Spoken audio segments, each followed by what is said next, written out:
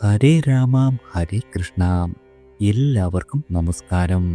ഈ വർഷത്തെ വിഷു വരുന്നത് 2026 ഏപ്രിൽ 15 ബുധനാഴ്ചയാണ്.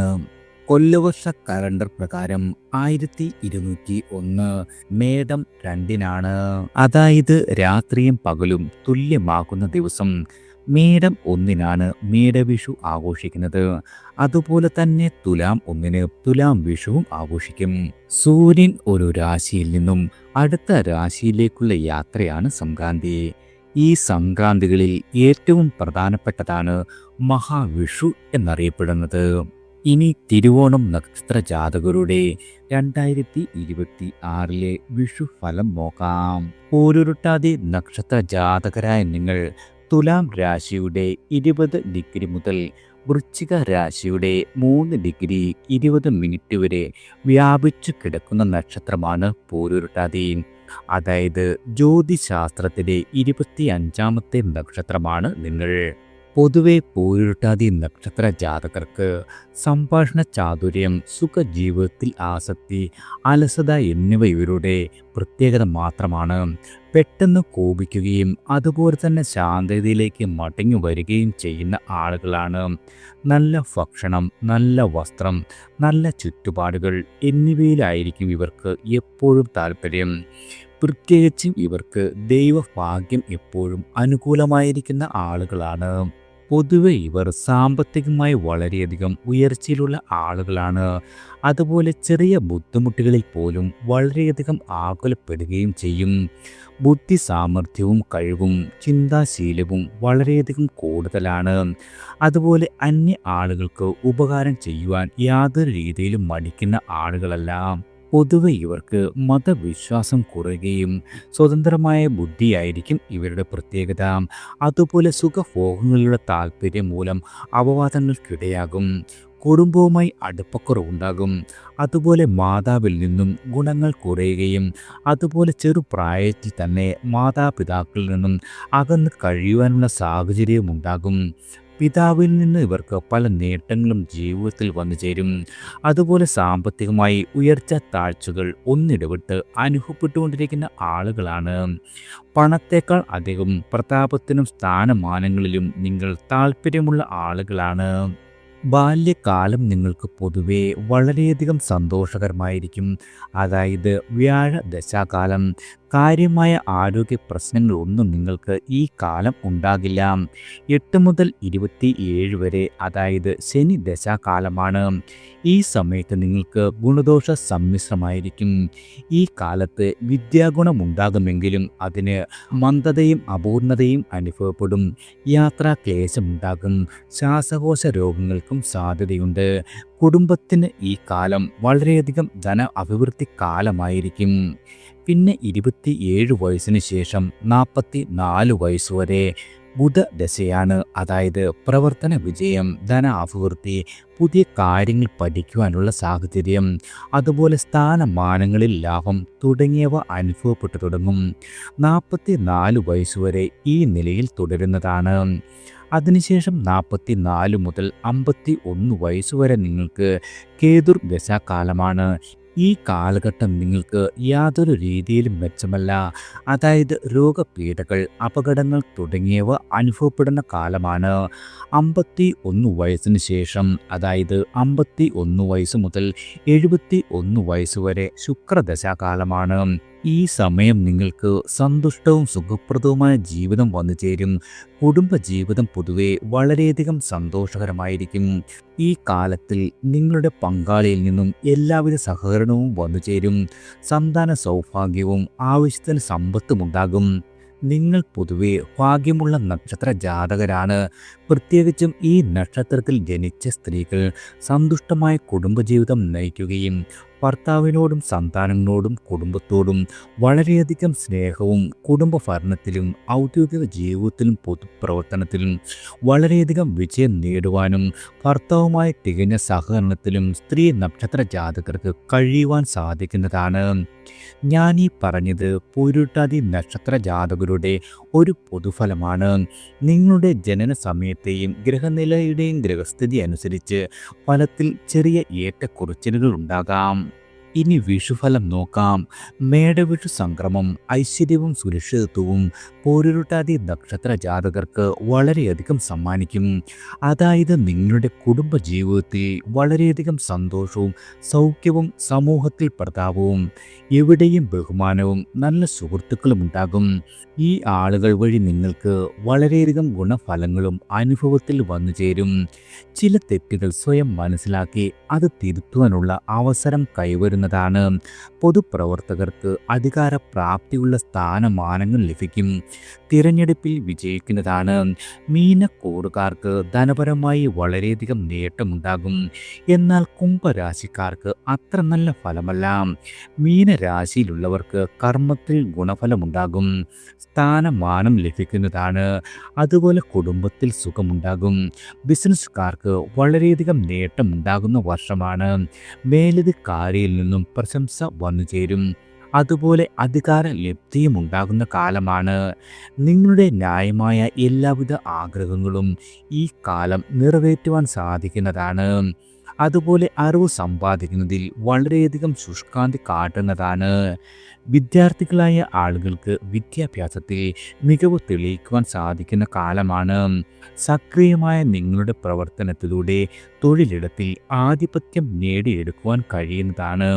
അതുപോലെ സുഹൃത്തുക്കളുടെ സംയോജിതമായ സഹായം പ്രതീക്ഷിക്കാം. സഹോദരങ്ങളുമായി ഒത്തുചേർന്ന് കരാർ പണികളോ ബിസിനസ്സോ ആരംഭിക്കുവാൻ സാധിക്കുന്നതാണ്. നിങ്ങളുടെ 8-ാം വയസ്സുവരെ നീണ്ടു നിൽക്കുന്ന വ്യാഴദശ നിങ്ങളുടെ ജീവിതത്തിൽ സമൃദ്ധിയും ഐശ്വര്യവും സമ്മാനിക്കുന്ന സമയമാണ്. അതായത് ഈ ദശയിൽ നിങ്ങളുടെ മാതാപിതാക്കൾക്ക് സമ്പാദ്യം നേടുവാനും സാമ്പത്തികമായി ഉയർന്നു വരുവാനും അനുകൂലമായ അവസരങ്ങൾ ഈശ്വരൻ്റെ അനുഗ്രഹത്താൽ വന്നു ചേരും. അതായത് ഒരു യാചകന് പോലും രാജാവായി മാറുവാനുള്ള ഭാഗ്യമുള്ള അസാധാരണമായ സാഹചര്യമുണ്ടാകും. വ്യാഴം ഉച്ചരാശിയായ കർക്കിടകത്തിൽ സ്ഥിതി ചെയ്യുകയാണെങ്കിൽ നിങ്ങളുടെ പിതാവിനോ അതുമല്ലെങ്കിൽ പിതൃബന്ധുക്കൾക്കോ വിദേശത്തും ബിസിനസ്സിലും പേരും പ്രശസ്തിയും നേടുവാനും ഉന്നത സ്ഥാനമാനങ്ങൾ അലങ്കരിക്കുവാനുമുള്ള ഭാഗ്യമുണ്ട്. അതുപോലെ പുതിയ വീട്, ആഭരണങ്ങൾ, ധനലാഭം, വാഹന സൗകര്യം, സർക്കാരിൽ നിന്നുള്ള ആനുകൂല്യങ്ങൾ എന്നിവ ലഭിക്കുവാൻ സാധ്യതയുണ്ട്. കുടുംബാംഗങ്ങൾ തമ്മിലുള്ള ബന്ധം വളരെയധികം ശക്തിപ്പെടുകയും പുതിയ നേട്ടങ്ങൾ കൈവരിക്കുവാൻ സാധിക്കുകയും ചെയ്യുന്നതാണ്. നിങ്ങൾക്ക് ഏകദേശം 27 വയസ്സുവരെ നീണ്ടു നിൽക്കുന്ന ശനിദശ കാലമാണെങ്കിൽ ജീവിതത്തിൽ പലതരത്തിലുള്ള അനുഭവങ്ങൾ ഉണ്ടാകും. ഈ കാലയളവിൽ നിങ്ങൾക്ക് സാമ്പത്തികമായ നഷ്ടം, അപവാദങ്ങൾ, രോഗങ്ങൾ, അനാവശ്യമായ കേസ് വഴക്കുകൾ എന്നിവ നേരിടേണ്ടി വന്നേക്കാം. കാര്യങ്ങൾ ഇങ്ങനെ ആയിരുന്നാലും ഈ പ്രതികൂല സാഹചര്യങ്ങൾക്കൊപ്പം ജീവിതത്തിൽ ചില ഗുണഫലങ്ങളും വന്നു ചേരും. വിദേശ യാത്ര നടത്തുവാനും അതുവഴി ധനസമ്പാദനം നടത്തുവാനും സാധിക്കുന്നതാണ്. ഈ ദശയിൽ നിങ്ങൾ ശ്രദ്ധിക്കേണ്ട കാര്യമെന്തെന്നാൽ കുടുംബാംഗങ്ങളുമായി അഭിപ്രായ വ്യത്യാസങ്ങൾ ഉണ്ടാകുവാനും ചിലർക്ക് വിവാഹമോചനം വരെ നടക്കുവാനും സാധ്യതയുണ്ട്. 44 വയസ്സുവരെ നീണ്ടു നിൽക്കുന്ന നിങ്ങളുടെ ബുധദശാകാലം വളരെയധികം നല്ലതാണ്. അതായത് സമൂഹത്തിൽ അംഗീകാരവും പ്രോത്സാഹനവും വന്നു ചേരും. സമൂഹത്തിലെ ഉന്നതരായ വ്യക്തികളിൽ നിന്നും ആദരവ് ലഭിക്കുകയും തൊഴിലിടങ്ങളിൽ മേലധികാരിയുടെ പ്രീതിക്ക് പാത്രമാകുകയും ചെയ്യുന്നതാണ്. നിങ്ങളുടെ ജോലിയിൽ സ്ഥാനക്കയറ്റമോ ശമ്പള വർധനവോ ഉണ്ടാകുന്നതാണ്. ഈ കാലഘട്ടത്തിൽ നിങ്ങളുടെ നിർബന്ധ ബുദ്ധിയും പിടിവാശിയും ഉപേക്ഷിച്ചാൽ വളരെയധികം ഗുണഫലങ്ങൾ വന്നു ചേരും. 51 വയസ്സുവരെ നീണ്ടു നിൽക്കുന്ന കേതു ദശാകാലം നിങ്ങളുടെ ജീവിതത്തിൽ പലതരം മാറ്റങ്ങളും സമ്മാനിക്കും.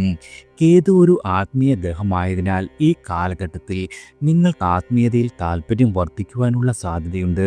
ചിലർക്ക് സന്യാസ ജീവിതം നയിക്കുവാൻ തീരുമാനിക്കേണ്ടി വരും. ഈ ദശാകാലത്ത് ദാമ്പത്യ ജീവിതം അല്പം വെല്ലുവിളി നിറഞ്ഞതായിരിക്കും.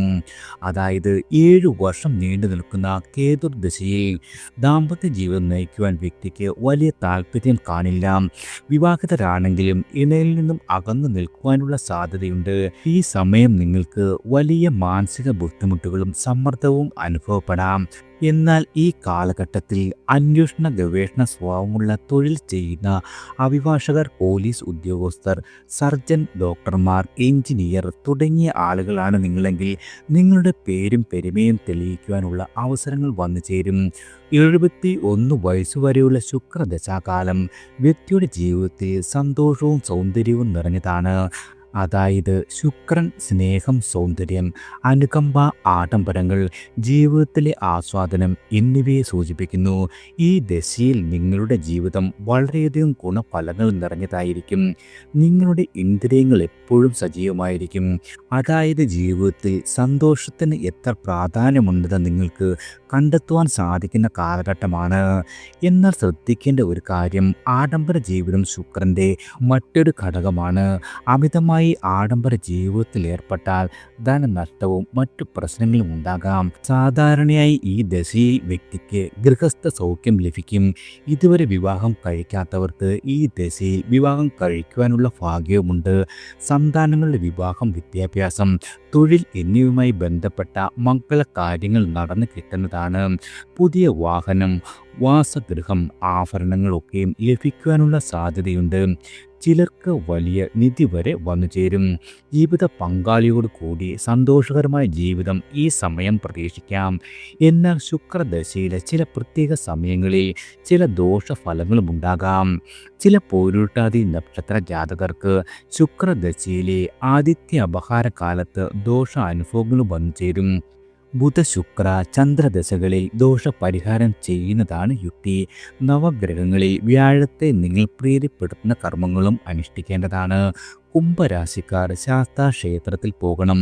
വ്യാഴവും പോരുട്ടാതിയും ഒത്തുവരുന്ന ദിവസം വിഷ്ണു ക്ഷേത്ര ദർശനം നടത്തുന്നത് ഉത്തമമാണ്. അതുപോലെ പോരുട്ടാതി, പുണർതം, വിശാഖം നക്ഷത്ര ദിവസങ്ങളിൽ വിഷ്ണു ക്ഷേത്ര ദർശനം നടത്തേണ്ടതാണ്. അതുപോലെ സന്താന ഗോപാലാർച്ചന, പുരുഷ സൂക്ത പുഷ്പാഞ്ജലി എന്നിവ കഴിപ്പിക്കുക. ഗോശാലയുടെ ക്ഷേത്രങ്ങളിൽ പോയി പശുക്കളെ പരിപാലിക്കുന്നത് ഇരട്ടി ഫലം നൽകുന്നതാണ്. അതുപോലെ വീട്ടിലൊരു മാവ് വളർത്തുക. വളർത്താൻ നിങ്ങൾക്ക് സൗകര്യമില്ലെങ്കിൽ കഴിയുന്നതും മാവിന് വെള്ളം നനയ്ക്കുക. പറ്റുമെങ്കിൽ ഔഷധ സസ്യങ്ങൾ വീട്ടിൽ വളർത്തുക. ഒറ്റ കലഞ്ഞി തിരിയുന്ന ആളുകൾക്ക് ഭക്ഷണം കൊടുക്കുക. കാലുകൾക്ക് വയ്യാത്ത ആളുകളെ സേവിക്കുകയൊക്കെയാണ് ദുരിതദോഷങ്ങൾക്കുള്ള സാമാന്യ പരിഹാരങ്ങൾ.